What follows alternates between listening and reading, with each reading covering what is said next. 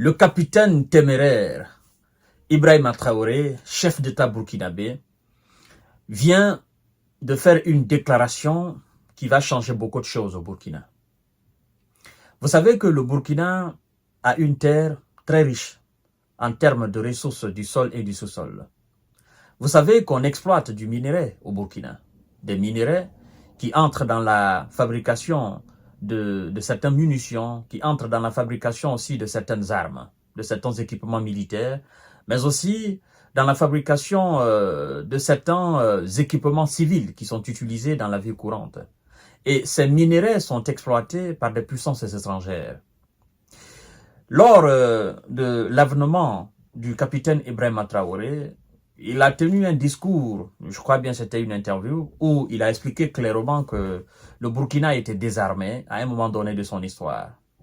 Et que avant le désarmement du Burkina Faso, le Burkina était une nation qui avait des équipements militaires très puissants. Mais comme les puissances étrangères avaient en tête une déstabilisation de ce pays, et on les a désarmés en disant vous n'êtes pas un pays qui fait face n'est-ce pas, à une éventuelle attaque des terreaux, vous n'êtes pas un pays qui fait de la guerre, donc ça sert à rien d'acheter des armes. Sauf que, au fur et à mesure que le temps passait, les Burkinabés se sont rendus compte qu'en réalité, c'était pour les affaiblir.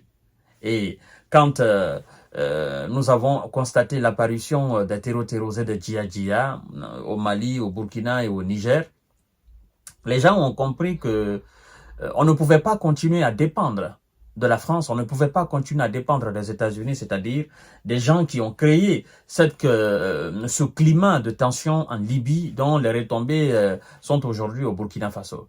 Et donc, Ibrahima Traoré nous a dit clairement que le Burkina n'avait plus d'armes et que les puissances étrangères ont refusé de vendre des armes au Burkina Faso. Et le Burkina avait même acheté des équipements militaires à d'autres pays, mais les mêmes puissances étrangères, n'est-ce pas, ont refusé et ils ont bloqué ces armes. Pour la bonne et simple raison, il y a des composants dans ces équipements militaires qui leur appartiennent. Donc, eux, ils ont la licence de ces équipements-là. Sauf que, il y a des types de minéraux qui sont exploités au Burkina qui entrent dans la composition de ces mêmes équipements militaires. Et donc, qu'est-ce que Ibrahima Traoré nous dit dans son adresse à la nation, je crois bien c'était le 11, il nous dit clairement, nous allons retirer la licence d'exploitation de ces minéraux à toutes ces puissances étrangères qui sont dans notre pays et qui exploitent ces minéraux-là. Il dit d'ailleurs, vous ne pouvez pas exploiter nos minéraux et vous refusez de nous vendre les équipements militaires, vous bloquez même les équipements qu'on achète à d'autres pays parce que il y a des composants dans ces équipements dont vous possédez la licence. Et il va plus loin en disant, nous allons nationaliser ces minéraux. Il n'a pas spécifiquement cité ces pays étrangers qui exploiteraient ces minéraux au Burkina Faso. Mais nous savons ceux qui ont refusé de vendre.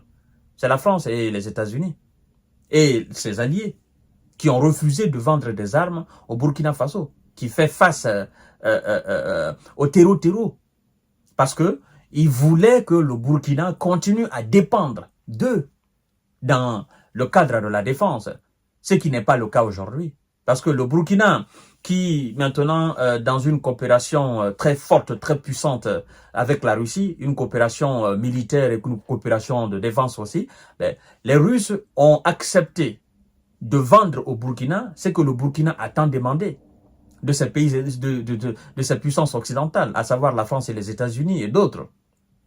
La Russie se dit, écoutez, il faudrait que nous soyons honnêtes envers nos partenaires en Afrique. On ne peut pas accepter qu'on soit des partenaires et qu'on refuse de vous vendre des armes que vous avez besoin pour vous défendre. Parce que nous-mêmes, nous sommes attaqués. Et donc, si nous n'avons pas ce qui nous permet de nous défendre, ça veut dire que notre intégrité territoriale est mise en cause. Et vu que nous évoluons dans une coopération militaire avec vous, nous devons faire de même. Parce que nous voulons développer cette coopération et nous voulons dorénavant qu'il y ait un monde nouveau. Ce monde où il n'y aura pas de dominant-dominé, où chacun aura sa chance Hein, voilà, le Burkinabé peut avoir sa chance en Chine, le Chinois peut avoir sa chance en Guinée. Nous voulons évoluer dans ce monde-là. Mais nous ne pouvons pas évoluer dans ce monde si on ne met pas la sincérité et l'honnêteté en place. Donc, la Russie vend aujourd'hui des armes que le Burkina a besoin. La Russie vend aujourd'hui des armes que le Mali a besoin. La Russie vend aujourd'hui des armes que le Niger a besoin, mais aussi dans d'autres pays africains, même dans d'autres pays sud-américains et même en Chine. Hein? La Russie vend des armes que les pays ont besoin. Parce que la Russie sait que sans la défense, on ne peut absolument rien faire.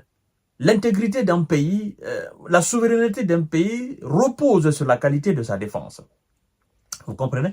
Donc, est-ce qu'on peut considérer ça comme une menace? Bon, les pays occidentaux, ces puissances qui exploitent ces minéraux et qui ont la licence d'exploitation de ces minéraux au Burkina Faso, peuvent considérer cela comme une menace. Mais Ibrahima Traoré, il va droit au but, mesdames et messieurs, et vous allez comprendre tout à l'heure.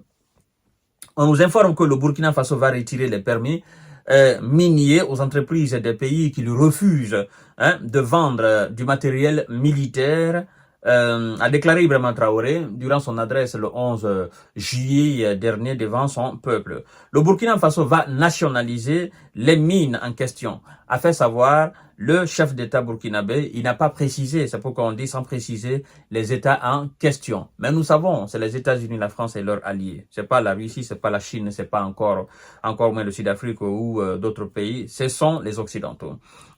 Certaines puissances ont refusé de nous vendre des équipements militaires. Ils sont allés jusqu'à bloquer les équipements que nous avons achetés dans certains pays parce que eux, ils avaient la licence, n'est-ce pas? Ils avaient la licence de certains composants. Et dit alors, ça va s'arrêter. D'accord? Ça va s'arrêter. Hein?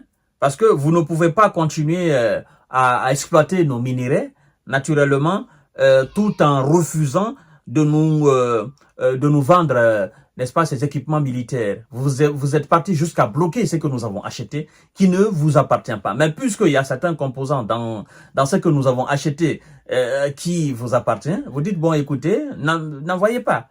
Hein? Après, vous dites, voilà, il y a un discours anti-français, il y a un discours anti-américain, il y a un discours anti-occidental. C'est comme si la France achetait des équipements militaires aux États-Unis et les Américains refusaient de vendre cela. La France se tourne par exemple vers la Chine pour aller acheter ses équipements militaires. Les États-Unis bloquent ça là-bas aussi en disant, ben écoutez, le char ou le porte-avions que vous avez acheté en Chine, nous avons des composants et donc nous avons la licence de ces composants-là. Donc nous interdisons la vente de ces choses-là à la France. Et qu'est-ce que la France va faire? Est-ce que vous pensez que la France peut apprécier alors ce comportement des États-Unis? Est-ce que vous pensez que la France peut accepter alors d'être à bon rapport avec les États-Unis? Si l'existence de la France, par exemple, était menacée par un certain nombre d'éléments, et que les États-Unis venaient à refuser, n'est-ce pas, la vente de ces choses-là à la France. Mais écoutez, mesdames et messieurs, c'est tout cela. Vous savez, nous faisons le parallèle de tout aujourd'hui. Et c'est ce qui fait mal aux Occidentaux. Mais nous sommes dans notre logique, au fait. Et c'est ça la réalité. Ce qui est valable pour eux est valable pour nous. Ce qui n'est pas valable pour eux n'est pas aussi valable pour nous. Mais on ne peut pas accepter que ce qui est valable pour eux ne soit pas valable pour nous.